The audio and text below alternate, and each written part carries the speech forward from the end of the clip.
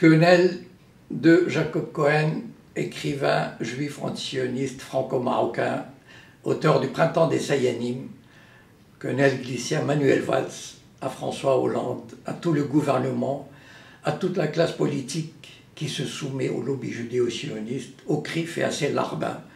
J'ai cité Charlie Hebdo et SOS Racisme et tous les autres. Jacob Cohen, bonjour. Bonjour.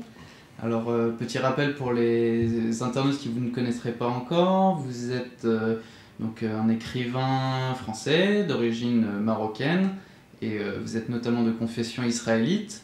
Et l'un des traits qui vous caractérise, c'est que vous êtes un écrivain antisioniste.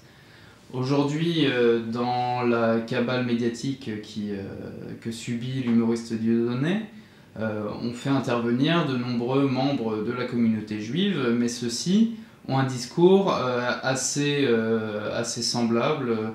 C'est un peu on a simplement un seul avis à propos de Dieudonné. Quel est votre point de vue, vous-même, en tant que Français juif, sur cette affaire ? Mon point de vue, enfin, il peut y avoir plusieurs éléments, plusieurs observations. La première qui vient à l'esprit, c'est d'abord la puissance du lobby judéo-sioniste en France, qui a réussi à monopoliser l'attention du pays, à mobiliser l'appareil d'État, les médias, contre un seul homme. Et il a réussi. Enfin, d'ailleurs, comme il est très bien implanté dans les médias, très bien introduit dans tout l'appareil d'État, au sein du gouvernement, du Parlement, grâce notamment aux Sayanim, c'est-à-dire ces juifs sionistes qui collaborent avec le Mossad et qui sont des milliers en France. Donc il a réussi à monopoliser et à faire de Dieudonné l'ennemi public numéro un. Ça, c'est ma première observation. La deuxième, je dirais que c'est toujours le recours à l'antisémitisme, cette vieille ficelle qui commence à s'user. Enfin, apparemment, ça ne s'use pas, mais je rappellerai juste une chose, que il y a 40 ans, Israël Shahak avait écrit dans son livre Le racisme d'Israël qu'en 1973, un journal britannique avait eu l'idée de publier un article sur l'occupation israélienne de la Cisjordanie en 1973. Et on a lancé une campagne contre ce journal le traitant d'antisémite. Donc en fait, ça, c'est une accusation récurrente qui aide, parce que c'est vrai que l'Europe a une telle peur de l'antisémitisme, après ce qui s'est passé pendant la Seconde Guerre mondiale, que toute allusion à l'antisémitisme terrorise tous ceux qui peuvent, de près ou de loin, critiquer Israël. Je raconterai cette anecdote qui m'a beaucoup fait sourire, enfin tristement sourire. Besancenot, qu'on ne peut pas soupçonner quand même d'antisémitisme, il a été, je pense dans une émission de télévision, je ne sais plus laquelle, enfin bon, il a été accusé par le président du CRIF, un gros Bouddha qui lui dit « Monsieur Besancenot, vous êtes antisémite ». Et Besancenot, au lieu de lui dire « Mais allez vous faire foutre, monsieur, je ne le suis pas, je suis anti-israélien, je critique la politique israélienne et je vous emmerde, voilà. De quel droit vous me traitez d'antisémite ?» Pas du tout, il s'est mis à pleurer. Enfin, les larmes étaient presque réelles, presque. Il dit « Mais je vous assure, monsieur, je ne suis pas, mais comment, mais... » C'est affligeant. C'est affligeant qu'un dirigeant politique, quand même, qui a une culture politique, qui a une tradition politique, une histoire politique, se soumette de cette manière-là. C'est dire qu'ils ont pris l'affaire Dieudonné par le bout de la lorgnette antisémite. Seulement, il y a deux poids, deux mesures en France, mais enfin depuis des années. Quand il s'agit des Juifs, la moindre remarque que les Juifs peuvent considérer comme une dérive, elle est tout de suite épinglée comme antisémite, et là, c'est l'interdiction totale. Par contre, on peut traiter le prophète Mahomet de terroristes avec une bombe sur la tête, de pédophiles, on peut rire tout ce qu'on veut, mais à ce moment-là, Sarkozy vient et dit « je préfère l'excès de caricature à l'absence de caricature ».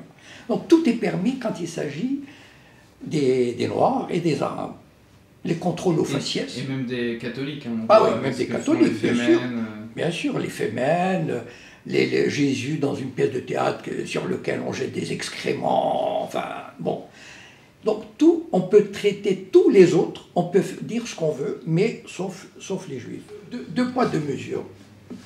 Par exemple, Badinter est venu aujourd'hui à la télévision dire, ou hier, mais vous savez, on est contre tous les racismes et contre l'antisémitisme.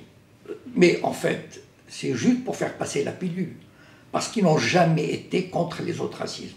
Combien de dérives il y a eu? Moi, je considère par exemple les paroles de Dieudonné. Prenons-les. C'est, mettons, un dérapage que d'aucuns pourraient considérer comme de mauvais goût et à tendance antisémite. Bien. Vous parlez de la sortie sur Patrick Cohen. Voilà. Admettons. Faut rappeler là-dessus que l'enregistrement qui a été diffusé a été capté de façon illégale. D'accord. Et donc toute cette polémique est basée sur la diffusion de propos. Admettons. De façon. Admettons. Combien il y a eu ces 30 dernières années de dérapages anti-noirs, anti-arabes? Les bruits, les odeurs, enfin, les sketchs contre les Noirs, contre les Arabes, voulus, c'était même pas des dérapages involontaires, d'une part. Deuxièmement, le racisme que vivent les musulmans et les Noirs au quotidien, des Français d'origine maghrébine ou d'origine africaine, les contrôles aux faciès, les humiliations, le tutoiement, les bavures, les balles que la police coloniale française tire comme ça dans le dos et les pousse au crime. Tout ce que vivent ces gens, ces communautés de plusieurs millions de personnes pour refaire les papiers, etc., tous ces harcèlements. Mais c'est ce racisme-là qu'il faut combattre. Et là, on tombe sur une phrase.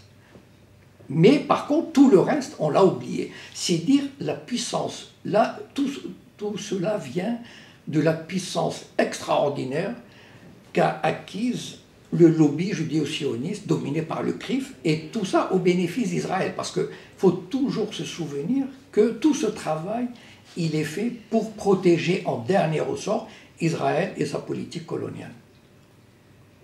C'est vrai qu'il y a la fameuse vidéo de Manuel Valls qui rappelle son attachement éternel à Israël. On a eu récemment François Hollande qui était en voyage, qui allait se prosterner à Yad Vashem. Donc là, on retrouve toute l'allégeance à ce que certains appellent la religion de l'Holocauste. Oui. Selon vous, cette religion de l'Holocauste, quels sont ses buts profonds? Vous savez, je ne sais pas, c'est peut-être une coïncidence, mais jusque dans les années 70, on ne parlait quasiment pas de l'Holocauste. En tout cas, c'était un sujet, mettons, secondaire, disons, si on veut.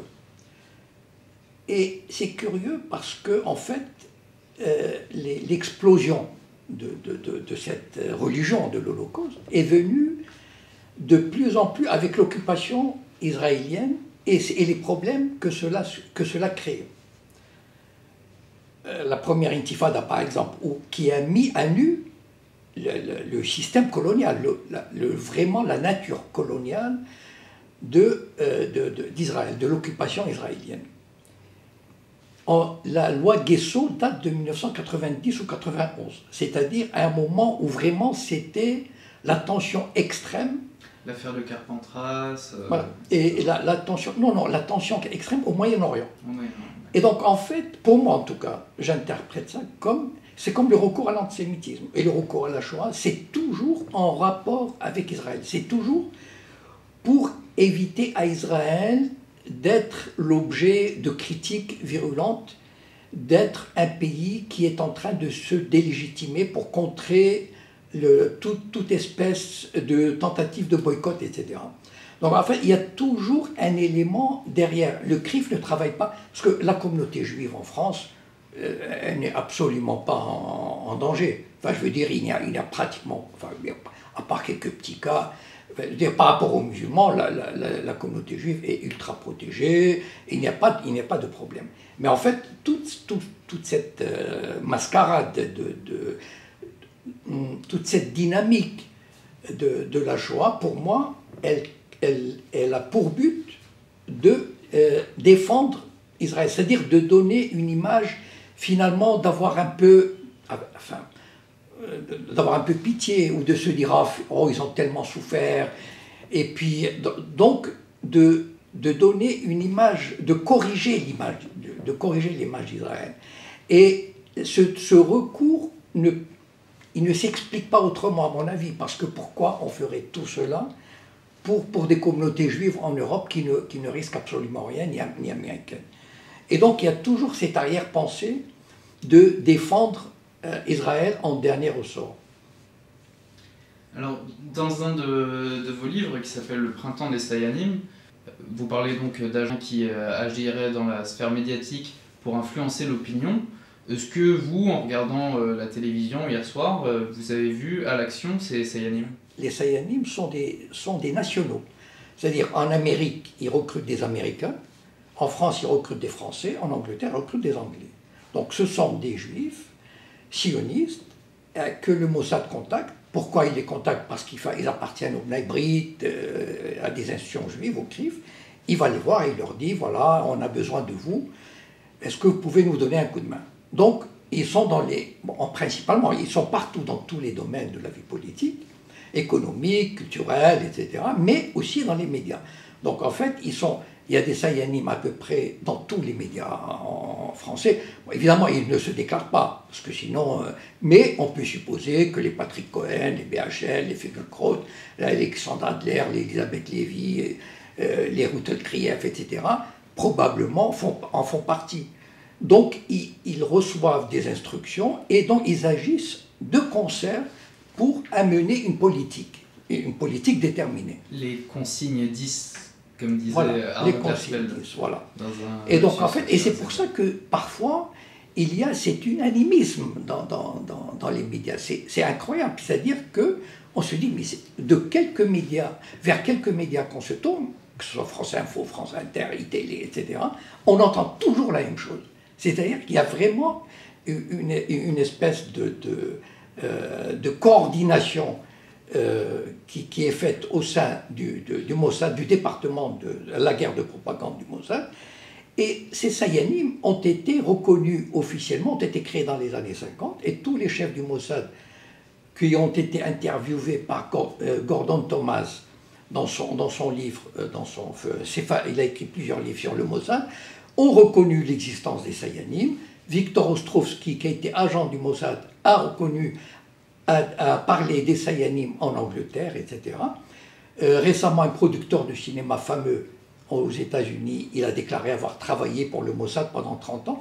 Donc en fait, ici en France, ce sont tous ces gens infiltrés dans les médias qui continuent à travailler normalement, mais qui propagent les idées en favorable à Israël et qui influencent aussi les autres, leurs collègues, qui ne savent probablement pas qu'ils travaillent pour le Mossad, qu'ils travaillent pour Israël.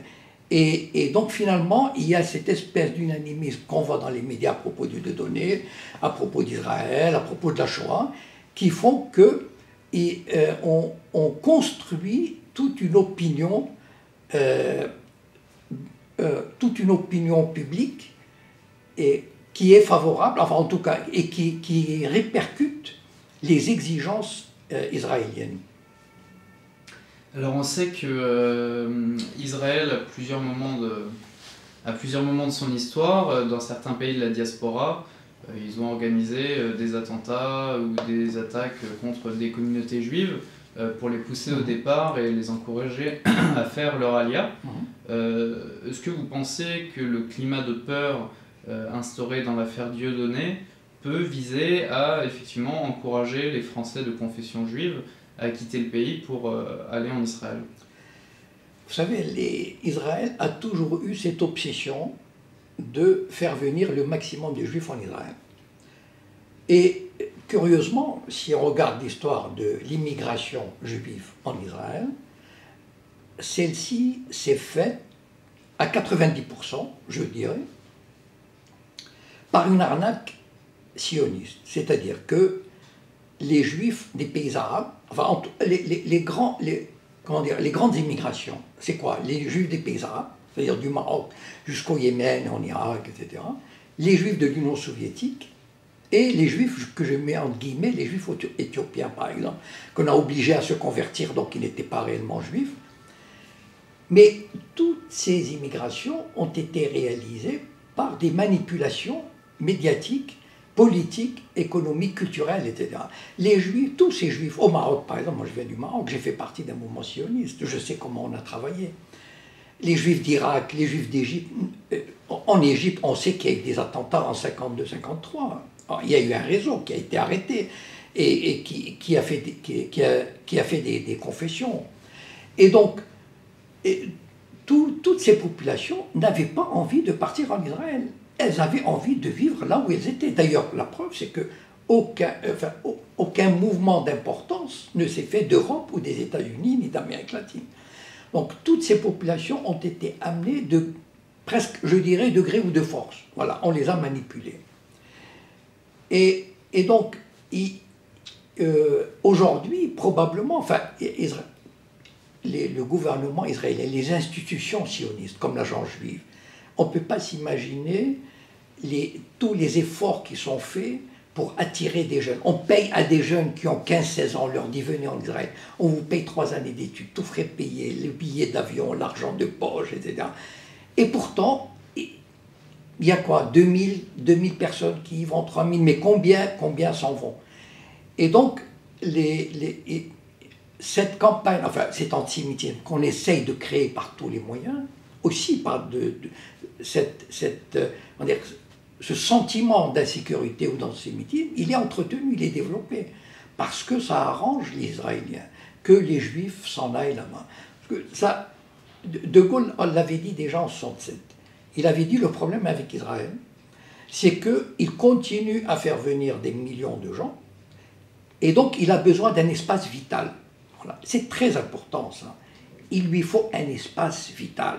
Et c'est pour ça qu'il a conquis la Cisjordanie, et qu'il y a mis 600 000 colons, et peut-être aujourd'hui 650 000 colons, et qu'il lorgne vers la partie est du Jourdain, et qu'un jour ou l'autre, ça viendra probablement.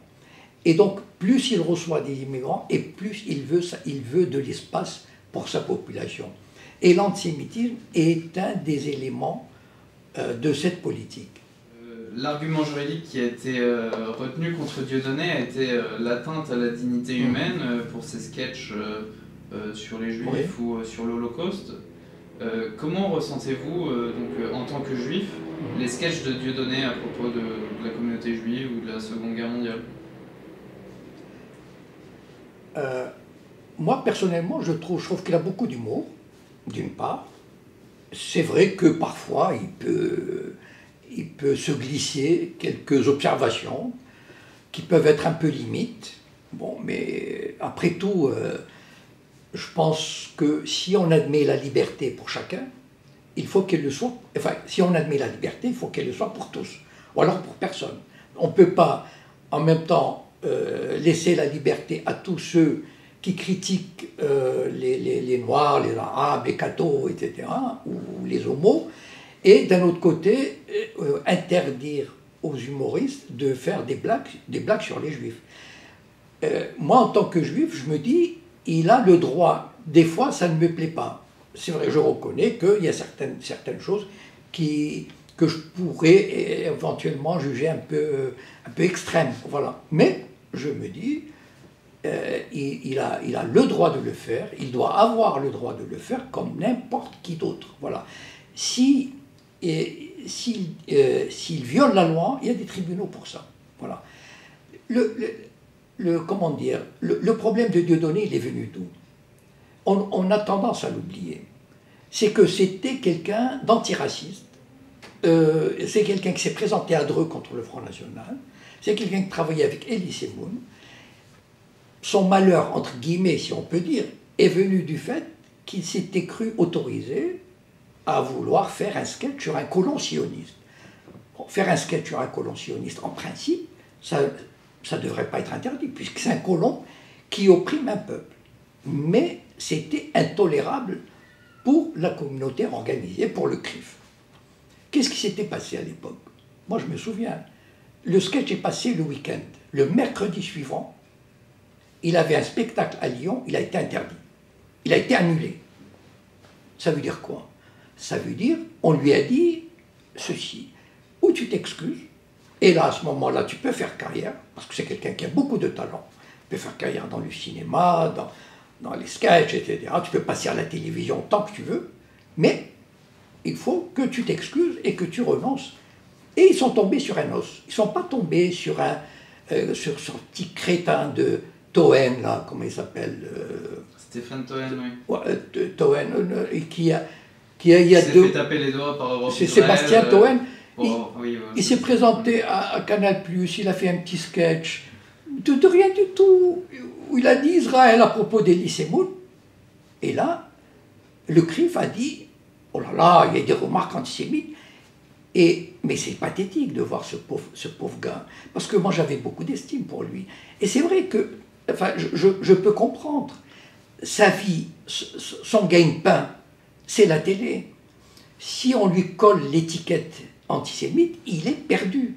Et donc il est venu s'excuser, il a pleuré, il a embrassé les bottes, les chaussures du président du CRIF, il a baisé les mains, il s'est abaissé, c'était pathétique, voilà. Et bien, on attendait ça de Dieudonné, il ne l'a pas fait. C'est ça le problème. Et donc, on oublie que Dieudonné, s'il a cette réaction contre la communauté juive, enfin, certains responsables juifs, c'est parce qu'on lui a mené la vie dure pendant des années. Mais moi, je comprends. Si on m'avait fait le coup à moi, mais j'aurais développé un ressentiment terrible contre cette communauté. On a voulu le tuer professionnellement. On l'a attaqué, on l'a harcelé, on a essayé de l'humilier. Et pourtant, il maintient un certain niveau comment dire, de courtoisie, enfin, peut-être pas de courtoisie. C'est vrai qu'il est méchant, enfin, il va méchant, enfin, je veux dire, il tape dur. Et il a raison de taper dur. Voilà, contre des gens. Et on a tendance à l'oublier, qui ont essayé de le tuer professionnellement et qui continuent à vouloir le tuer professionnellement. Et pour cela, je dis, c'est le seul résistant aujourd'hui contre le système. Voilà. Il n'y a pas d'autre résistant. C'est-à-dire que si on va voir comment dire, les autres, Besancenot, etc., enfin, le Parti communiste, voilà, ils marchent main dans la main avec tous les autres. On leur donne d'ailleurs, on les subventionne. Ça veut dire que bon, ce sont de bons soldats, on subventionne l'humanité, on subventionne le NMPA, etc. Ils tiennent leurs petits discours, on leur dit très bien, venez à la télévision, on les applaudit. Mais le seul qui remet en question, voilà, la domination sioniste en France, c'est-à-dire et qui montre comment le lobby sioniste dirige la France en sous-main. Derrière, il tire les ficelles. En tout cas, il y a beaucoup d'autres qui le font, mais lui, il le fait avec beaucoup d'humour.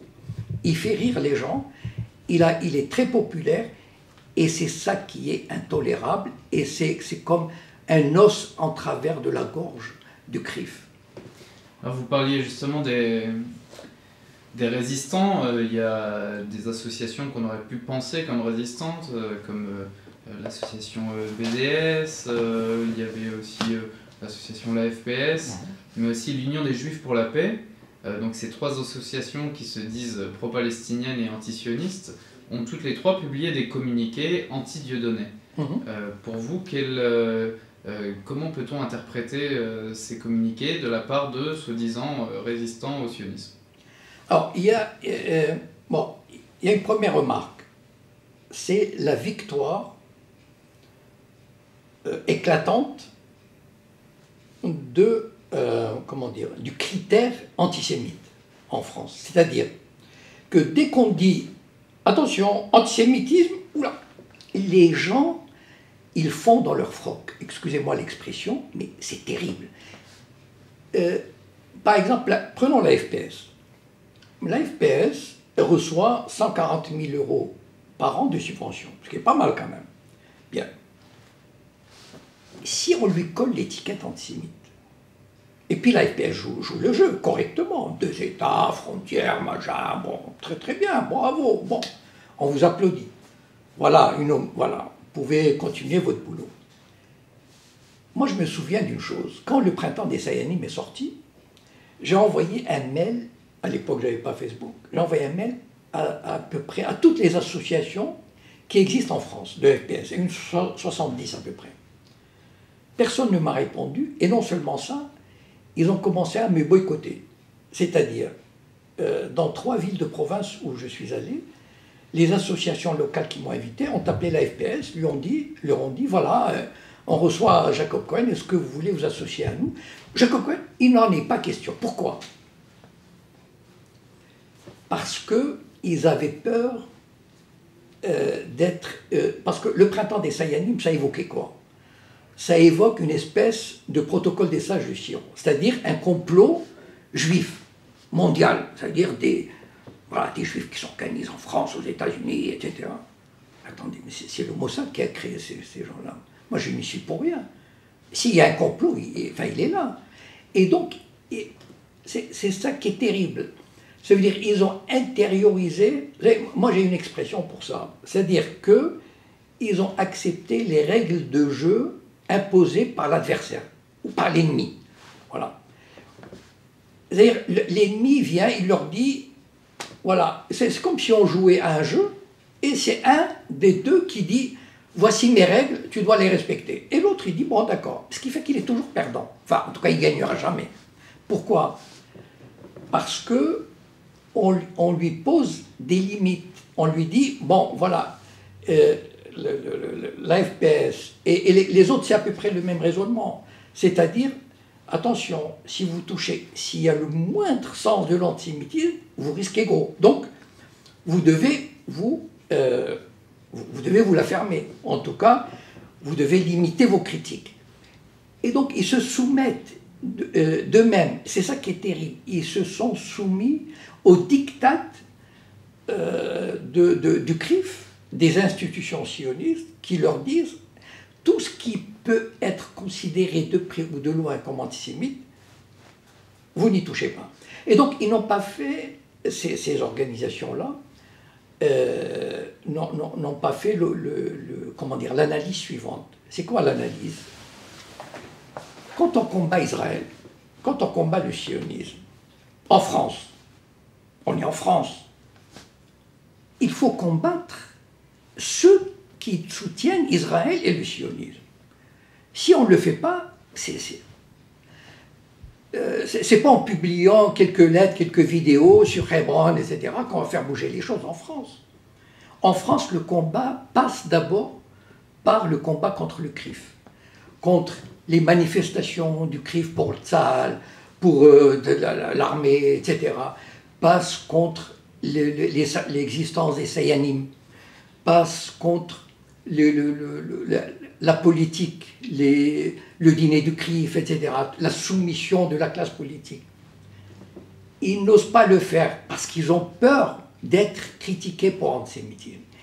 Et ils ont intégré cette peur. C'est ça, c'est comme des colonisés qui intellectuellement...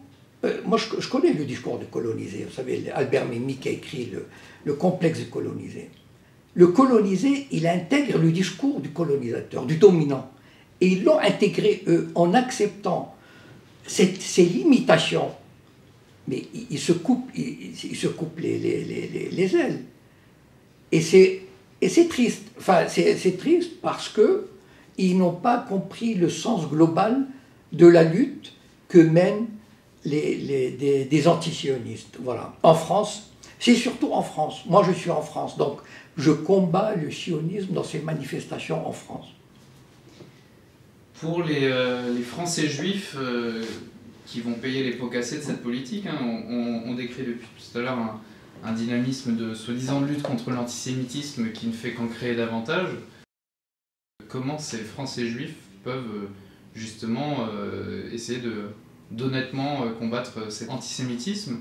Est-ce que pour vous ça passe par la distanciation avec ce que fait Israël et entre guillemets, la communauté juive organisée? moi, je suis pas mal pessimiste. Je crois que c'est fichu. De ce côté-là, c'est un peu comme si on me demandait, est-ce que...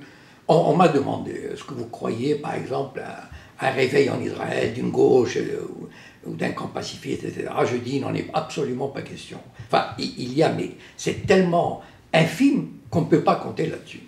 Et en France, malheureusement, je ne vois pas un tel sursaut. Pourquoi?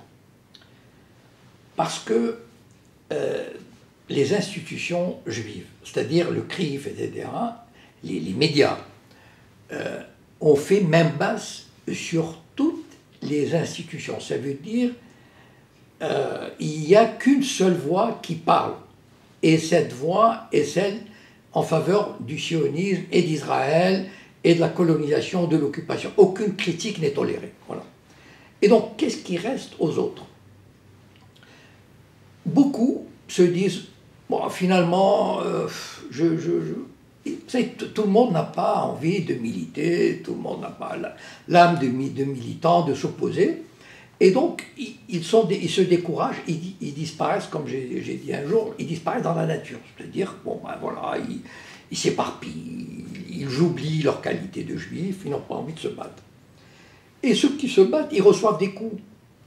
Quand on pense à Edgar Morin, quand même, qu'on a traîné devant un tribunal pour antisémitisme, quand on pense, et c'est ça qui me fait, enfin, c'est terrible, quand on parle comment dire, enfin, d'antisémites, comme Dieudonné, alors que Stéphane Hessel, qu'on a traîné dans la boue, qu'un sociologue, enfin, que je n'ai pas envie de qualifier, a traité de tête de vipère, qu'on a envie d'écraser, etc.